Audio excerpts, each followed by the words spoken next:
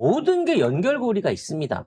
캄보디아에 갑자기 이 ODA를 퍼주기 시작하면서 왜 캄보디아를 가고 빈곤 포론을 찍었을까를 생각하면서부터 왜 김건희는 통일교는 캄보디아에서 선교 사업을 하려고 생각했을까? 왜 캄보디아에서 우리나라 피싱 범죄가 저렇게 활개를 치면서 돈을 벌고 있었을까? 이 모든 어떤 정점 하에 있는 거는 어떠한 범죄 집단의 고의적이고 체계적이고 악질적인 돈을 벌기 위한 목적이 그 안에 숨어 있었다는 거예요. 그리고 그 안에 국가 시스템이 개입한 흔적이 보인다는 겁니다. 그 흔적은 뭐냐면 부당한 돈을 보내기도 하고요. 심지어 거기서 만들어진 수익을 보호하기도 하고 거기에서 일어나고 있는 범죄를 은폐해주는, 이게 단순하게 돈만 보낸 게 아니야. 피싱만 있었던 게 아니야. 통일교가 관심만 가진 게 아니라 이 모든 게 국가 시스템 안에서 어떤 방식으로 후원이 된 게 아닌가 하는 의혹이 나온다는 거죠. 이것들이 다른 조직들, 따로따로 있는 범죄가 아니었던 것 같다는 생각이 든다는 겁니다. 실제 캄보디아 ODA 또는 EDCF 실제 진행 과정에 대한 감사가 이루어졌는데요. 정말 있을 수 없는 방식으로 세금이 빠져나갔습니다. 개판이지. 네, 자, 우리가 흔히 이제 ODA 공적 개발 원조라고 하는 데는 두 가지 케이스가 있습니다. 하나는 무상 원조가 있고요. 하나는 유상 원조가 있는데 이 유상 원조가 일명 EDCF라고 하는 대외 협력 경제 기금인데 이건 뭐냐면은 굉장히 저리의 이자로 그러니까 장기로 돈을 빌려주는 건데 여기에는 이제 은행들이 금융기관들이 관여를 해가지고 해주는 겁니다. 또 하나의 중요한 게 ODA는 국가 예산에서 몇 프로 이렇게 지정이 돼서 활용이 돼 있고 이거 어느 한 나라에 몰아주게 되면 문제성이 많이 발달을 해요. 그리고 제일 중요한 거 ODA는 민간 기업한테 주어서는 안 됩니다. 공적 기관 내지는 그쪽 국가 기관에다 돈을 줘야 되는 거거든요. 그러다 보니까 돈 빼돌리기가 좀 빡빡해. 그렇죠. 예를 들어 무슨 고아원을 짓는다든지 뭐 병원을 짓는다든지 이런 쪽에 주는 돈 같은 경우 ODA로 들어가는데 큰 문제가 없는데 갑자기 다리 공사를 하는데 하수 처리장을 하는데 ODA를 준다 그러면 그거는 아닌데라고 하는 의심을 살 수 있다는 거죠.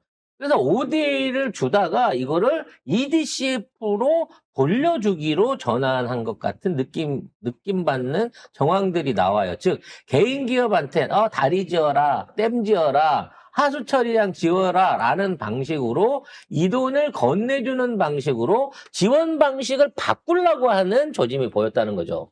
자, 원래 정상적인 이 국제개발협력기본법에 따르면은 주관기관과 각 부처가 시행계획을 통보를 하고 계획을 세우고 네, 각 부처 주관기관에 시행계획안을 제출을 합니다. 그리고 계획안을 협의 조정해가지고 국무조정실에 국제개발협력위원회 심의와 의결을 거칩니다. 그리고 나서 정부 예산안이 편성이 되고 국회에 제출이 되는 요 단계가 있습니다. 자, 그런데 희한하게 캄보디아 EDCF와 관련해가지고는 앞에 1단계부터 4단계가 전부 다 생략되고 바로 기획재정부가 예산실에 직접 제출을 했다는 거예요. 문서가 없어 아예. 그러니까 청구서에 내용이 없이 그냥 바로 캄보디아 예산만. 하수 처리장에 1,300억을 줘라고 기재부가 명령을 했다는 거죠. 제정신이 아니야. 이게 있을 수 있는 겁니까? 심지어 국정농단이지 이거. 1,300억이 지급이 되는데 문서가 하나도 안 남아 있다는 거야. 야. 결제가 전혀 없어. 자, 그리고 이게 너무 웃긴 게 뭐냐면은 2024년도에 시범 사업으로 50억 원이 배정이 됐거든요. 근데 이게 사용이 안 돼가지고 작년 11월에 50억 원이 불용 처리가 됐습니다. 그런데 너무 웃기게 12월에 그 다음 달에 1,300억 원이 편성이 됩니다. 50억도 다 못 썼는데 갑자기 1,300억. 그러니까 야 50억을 줘라고 했더니 이거 50억 드리면 추가로 못 나가는데요?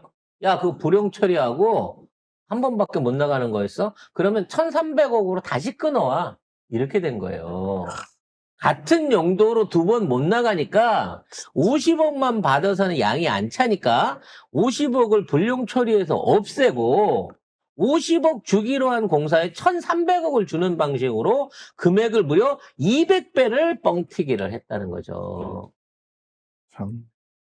근데 이걸 하려고 하면 예를 들어 하수처리장을 준다. 좋아. 그러면 하수처리장을 짓는데 얼마나 돈이 들어갈까? 관련한 거 파악해 봐야 되는 거고요. 이 돈이 어떤 단계로 지급을 할까? 나눠서 지급을 할까? 한 번에 줄까? 어느 부처에 줘야 되나? 누구 어떤 은행을 통해 송금을 해야 되나? 나중에 감사는 어떻게 해야 되나? 이런 것들에 대한 협의가 있어야 되고 회의록이 있어야 되고 그리고 이런 것들을 거쳤다고 하는 결제 라인이라든지 서류 라인이 존재를 해야 돈이 나가는 거란 말이야. 그러니까 이거 NGO 단체들이 사실 이런 거 지금 지원받으려면 너무 골치 아픈 게 뭐냐면 서류 작업이 어마무시하게 복잡하고 많대요. 원하는 서류. 왜냐하면 정부에서 세금을 집행하는 거니까 깐깐할 수밖에 없어요. 그래서 OD 단체들이 야 이거 갖고 메콩강 프로젝트 하는데 그쪽에 가갖고 그 돈 써 그러니까 우리 NGO 단체들이나 거기에서 일하는 코이카나 이런 데는요 그런 용도로 돈 못 써요. 그런 식으로 쓰라고 하면 우리가 OD 자금을 받아서 집행한다고 하는 게 안 된다니까요? 라고 일종의 거부의사를 때린 거예요. 그러니까 이거를 차관으로 돌린 건데 이 차관에 대한 특별한 이유나 용역에 대한 어떤 판단 없이 그냥 돈을 일단 먼저 지급을 해버린 거야. 그러니까 이거를 감사하던 과정 중에 이제 국회가 돈을 썼으니까 어찌됐거나 재정이 나갔으니까 캄보디아로 EDF가 저기 돈이 1,300억이 나갔어? 뭐 때문에 나간 거야? 라고 확인해봤더니 아무런 근거 없이 나간 거를 추후에 발견한 거야. 그럼 말이나 이걸 되냐, 누가 뭐. 받아갔는지, 누가 입안을 했는지, 이 돈이 어떻게 쓰였는지 아무 판단 없이 1,300억이 최상목 지시하에 이게 가버린 거죠. 그러니까 최상목 입장에서는 무조건 계약해야 되는 거예요. 최상봉에도 사형 2번일 것 같은데 이 정도면. 이거 최상목이가 나중에 책임지고 이 돈 어디다 썼어 하면은 이거 배임죄로 가야 되는 상황인 겁니다. 지가 무단 결제를 한 거니까. 국고 손실의 국가재정법 위반에 직무유기에 직권남용 권리 행사 방해, 제3자 뇌물수수까지 갈 수 있다. 그런데 이 상황에서 이걸 면할 수 있는 방법이 뭐냐? 김건희 왕국이 되는 거. 계엄을 통해 갖고 우리나라가 군주제가 되는 것 뿐이에요. 민주주의 정치를 계속하게 되면 이와 같은 국가의 세금을 공화국인 상태에서 국가의 세금을 이런 방식으로 갖다 써버린 경우에는 이거 특활비도 아니야. 그러라고 주는 돈도 아니야. 협약이라든지 각종 거쳐야 되는 아무런 절차를 거치지 않고 이 돈을 냈다는 거지. 도대체 상목이는 얼마나 건희 말을 잘 들은 거예요. 1, 2억도 아니고 1,300억 간도 크다 진짜. 진짜 간도 큰 거죠. 그러면 야 나는 이렇게 야, 써도 진짜.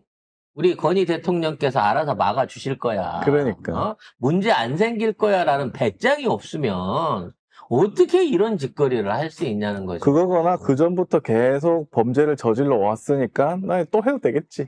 이렇게 할 거나. 그게 아니라면 약점이 잡혔거나. 합리적으로 생각할 수 있는 거는 이 돈이 캄보디아로 안 가고 기재부에서 집행처로 해갖고 명목만 그쪽으로 달아둔 채로 계엄을 위한 계엄 비자금 같은 형태로 최상목이 빼돌렸을 가능성도 있는 거죠. 최상목이가 빼돌렸다? 아니 이게 보관해 놓고 있는 거지.